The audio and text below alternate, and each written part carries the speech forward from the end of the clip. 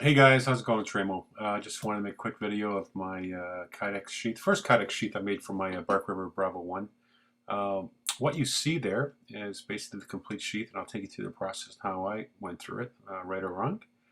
Anyways, basically it turned out pretty good. I got a little snap in for the light my fire there, and I used Bladesmith Tech Lock on the back. I like those.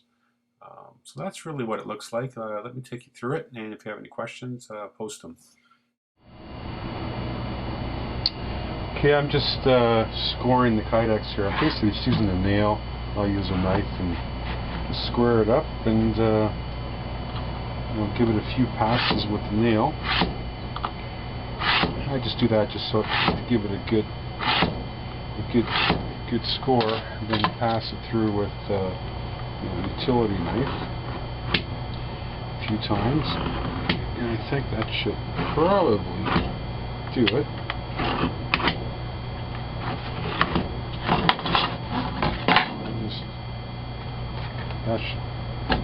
There we go. Okay, so now I've just heated up the Kydex. I think I had it in there about 150 degrees Fahrenheit, or maybe 200, somewhere in there. Not very long, just feel for it, make sure it's nice and moldy. You'll see it there, it's soft, and wrap it around the blade as you're seeing me do there. Sorry for the camera work, but you'll see in a second. So basically I just stuck it in these foam blocks I had from left over from there's a hunting seat, and I used some extra wood, and what you'll see there is I just put the foam on top in 1 second and throw it in the vise and tighten it. And instead of making this strange contraption or buying special foam and so on and so forth, I just used what I had, since I'm not going to be in the habit of making hundreds and hundreds of Kydex sheaths. So let it sit for about a few minutes. I think it was about 5 minutes before I took it out. So we'll have a look.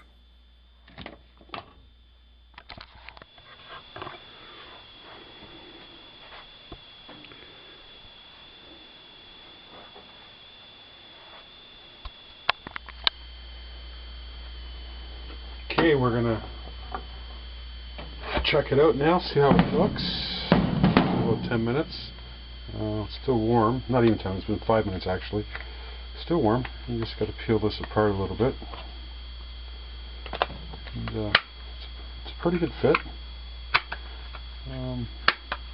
So now I just gotta clean it up, and I'm gonna put some studs in, or sorry, some eyelets, whatever you call it, and then sand it up and see how it looks. So hopefully we'll capture all that on video. Okay, I'm just gonna add the eyelets here. Basically it becomes a 1/4 inch hole, stuck one through. Here's a little eyelet setter. Got this over at don't remember where I'll get it. I'll try to annotate that, but there's a place in the US.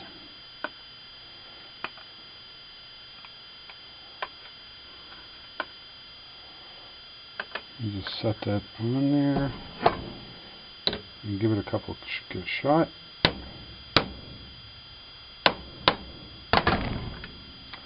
And that should set it.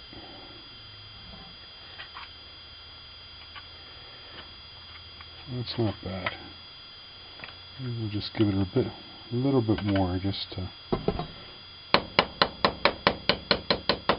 round it out nicely. So that's that one. Let's try another one.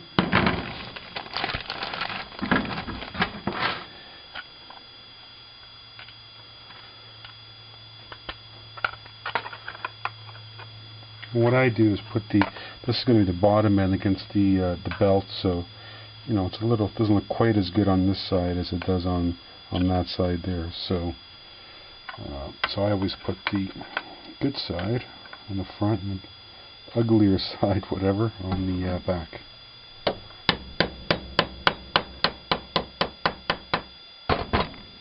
That's all set. So basically this here is made for tech locks. I want to use a tech lock. It's the new one with that little flip on it there.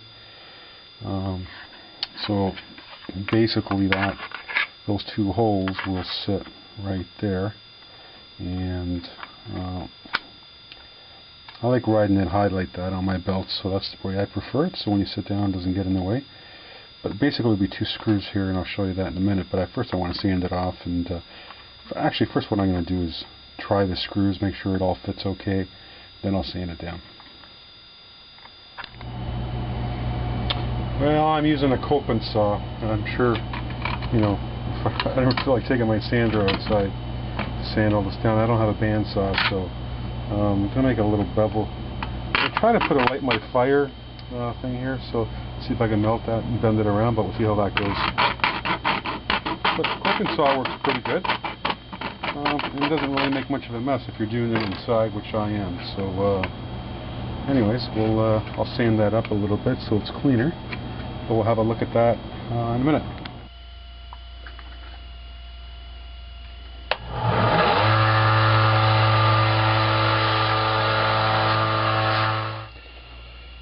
In case you're wondering, what I did is heated this up with just a heat gun, and then just took something, I use a drill bit, something just a little bit smaller than the actual light my fire, so it should snap right in there, but I guess we'll find out in a minute.